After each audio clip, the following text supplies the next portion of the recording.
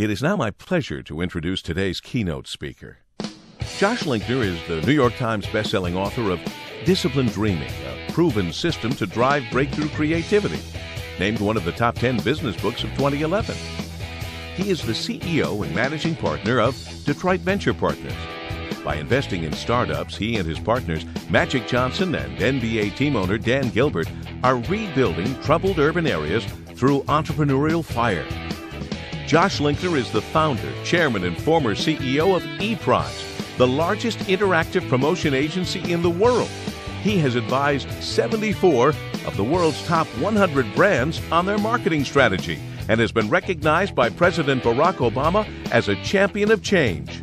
Josh is the Adjunct Professor of Applied Creativity at the University of Michigan. He is also a Berkeley-trained professional jazz guitarist who has performed at the highest levels internationally. Most importantly, Josh is on a mission to make the world more creative. It is my pleasure to introduce to you the main keynote of this year's conference, ladies and gentlemen, Mr. Josh Linkner. So the more curious you are, the more creative you'll become. How do you do this? It's actually one of the simplest techniques of all. You just simply ask these three questions again and again and again. Why? What if? And why not? Because when you ask these questions, it forces you to challenge conventional wisdom. It forces you to imagine what can be instead of just what is. Next time someone comes to you with an idea, let's say it's a bad idea. Person comes up to you, hey, I got a terrible idea. They share your idea. Your instinct as a leader is to say, look, go back to your cube, terrible idea. The problem is you've just trained that person to never bring you another idea again. A more productive approach would simply be to respond without judgment and have a conversation. So you might say, tell me more about that idea. How did you come up with such an idea? Where do you see this idea going that could be even more powerful? Now, you don't want to lie and say it's a good idea. You're not going to pander to them. But if you can encourage a discussion, that person now feels validated and that they've had an opportunity to express themselves. Let's say they come to you with 9 bad ideas in a row. So what? Because the 10th idea could be the gem that you've been waiting for, the one that's transformational to your organization that ordinarily would have never surfaced had you just kept pushing those ideas down. We teach this, yet we reward that. We're taught in school to follow the rules, guess what the teacher knows, there's only one right answer, and whatever you do, don't make any mistakes. But if you run that game plan in the real world, if you run that game plan while leading your own libraries, it's a surefire path to mediocrity. Doing exactly the opposite is what allows us all to leave our biggest impact on the world. So when you think about killing creativity and feeding the fear, the opposite, of course, liberates us. WD-40, which I'm sure we all know, but I don't know if you know what it stands for. The name actually stands for Water Displacement 40th Experiment. Could have easily been WD-31. But the cool part about this team is that they realize that more often than not, innovation and creativity doesn't happen as a giant lightning bolt that hits us in our sleep. It happens through a series of setbacks and failures and experiments that ultimately lead to something great. What the team at WD-40 knows, and what we all need to embrace, is that mistakes are not fatal. Mistakes are simply the portals of discovery.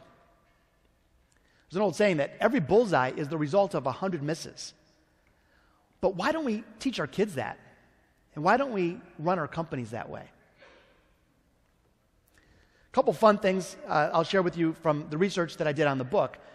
One of the companies that I interviewed issues a Failure of the Year award each year. So they hold a big banquet, and they celebrate the Team Member of the Year and the Project of the Year and the Failure of the Year. So this goes for the team or individual that had a great idea. The numbers made sense, they went for it, didn't work out at all. But good for them. So instead of punishing this, they celebrate failure. Think about the message that drives deep into the DNA of this company. Another company that I interviewed issues every team member 2 corporate get-out-of-jail-free cards each year. Here's what they say. They say, go out on a limb, be creative, and if you really screw something up, hand us one of these cards and you're off the hook, no questions asked. On the annual reviews, a team leader will actually be disappointed with a team member if they haven't used both of them. So you say, all right, is that risky? Well, perhaps, but what's the risk of not doing something like this? Irrelevance? Mediocrity? Getting passed by? So many people, so many organizations live their lives trying to play it safe, only to discover that playing it safe has become the riskiest move of all. Third way for all of us big shot business folks to hunt and kill our entrepreneurs is to embrace bureaucracy. That poisonous, vile spewing, insidious force that robs us all of our creative mojo. How do you do that? You think small. That's the anecdote, is to think small. Now, I don't mean think small ideas. I know that all of us in this room are thinking big, giant, game-changing ideas. But what I mean is, think like a startup. Because startups change things, and startups shake up the status quo. Now, by the way, you don't have to be small to think small. I'll give you an example. A company called ITW. It's a manufacturing firm, 90-plus years of business, $16 billion in revenue. Not exactly a startup. But they think small. Because every time a business unit at ITW reaches $200 million in revenue, they splice it in half. Their theory is that they'd rather have several little $100 million scrappy business units that are nimble and aggressive and creative than one giant, big bureaucratic swamp. Think about the difference between small company thinking and big company thinking. Small companies embrace risk, while big companies tend to avoid it. It's the difference between being urgent and slow-moving, creating new ideas versus protecting the old ones. In small companies, ideas bottom up. They come from everywhere. With big company thinking, they're jammed only from the top down. It's the difference between being ideas-centric versus rules-centric, nimble versus bureaucratic, and having a fire-in-the-belly sense of urgency versus becoming complacent. Take a quick look at this picture and imagine that it's a snapshot from a movie. So something's happening, something's leading up to it, something's about to happen next. And maybe just look at it, not too long, just 5 seconds, raise your hand and let me know what could be going on in this movie. Yes? She's reporting an accident of some kind. Excellent. What's another idea? Yes? She's about to become an accident. So true. Yes, right here. Ooh, someone's following her. Maybe it's like a suspense thriller kind of movie. I like it. Yes? She's actually supposed to be watching someone else. She's a spy and they're getting away. Oh, she's the spy. The other folks are getting away. Maybe she's calling in for some backup. I like it. That's a really good one. Yes?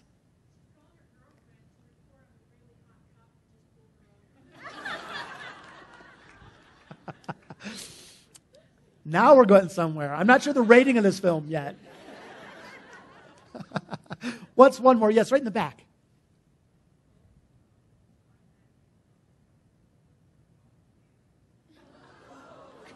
Wow. A horror-ish type film in which she closed a window on her dog. Yikes. Yikes. See, I thought you were going to say she was yelling at her kids in the back seat. But yours is much more imaginative. So here's the question. How did you know all that? You were able to make it up. And the reason that this exercise is so easy for us all is that there are no rules, there's no wrong answers, there's no fear of retribution. So your mind becomes alive. Even those folks that walked into this room, arms folded, grumpy, oh, I'm not a creative type. Even if you didn't share something, I know you were thinking it, because that's the way the mind works. In 1948, Polaroid launched this instant film. And it was a roaring success, and it was fantastic, and we all have childhood memories of using our Polaroid cameras.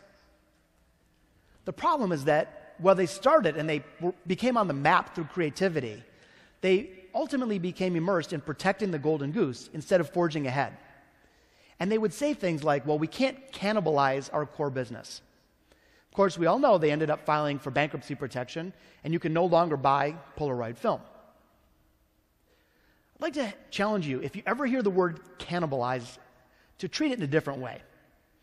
As brand marketers, we often say, oh, we can't cannibalize our product or we can't cannibalize our market position. But I'd like to suggest that none of us are so all-powerful that we can control the market. So what's going to happen is that if you don't cannibalize it, somebody else is going to. I would encourage you to be the cannibal. There's a great quote by author Gary Hamel that said, right now, there's an entrepreneur out there forging a bullet with your company's name on it. Your only choice is to shoot first. We must out-innovate the innovators. At the company I built, ePrize, and I mentioned earlier, we just had the largest exit, I believe, in software in the state's history. So today we're about $100 million and about 500 employees. But over our 13-year journey, I was very worried that we would become entrenched with tradition. Traditions are great in families. Traditions are great at economic club lunches. Traditions are scary in the business world. Because the minute you start saluting the flag of the past, you're not embracing the changes of the day. Today, we live in a world of change like none other in history. So if we're not forging ahead, we run a significant risk. So anyway, here's how we combated that. We had a funny little fable that we stumbled upon that we told again and again and truly became part of our culture. So there's a 10-year-old girl, and she's making meatloaf in the kitchen with her mom. Like they've done every time before they put it in the oven, they cut both ends off the meatloaf. Well, that little girl gets curious. She says, Mom, why do we cut the ends off the meatloaf? Gee, honey, I don't know. That's the way I've always done it. That's the way my mom taught me. Let's call Grandma and ask. So they get on the phone, they call Grandma. Hey, Grandma, we're making meatloaf. We're cutting the ends off before we put it in the oven. Why do we do that? Grandma laughs. I don't know either. That's the way I've always done it. That's the way my mom taught me. Let's call great-grandma and ask. So the little girl, the mom, and the grandma get on a conference call, and they call great-grandma. Great-grandma, we're making meatloaf in the kitchen. We're cutting the ends off before we put it in the oven. Why do we do it?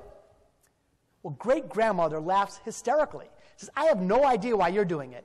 I used to do it because I didn't have a big enough pan.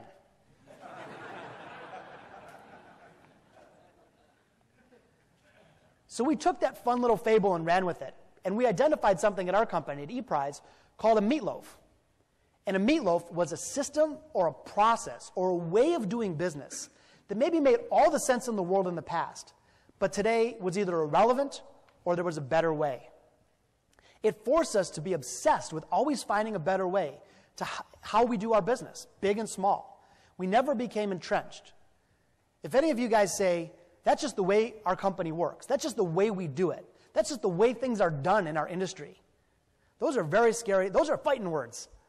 Because you're inviting competition from a more innovative startup that's got the potential to come eat your lunch.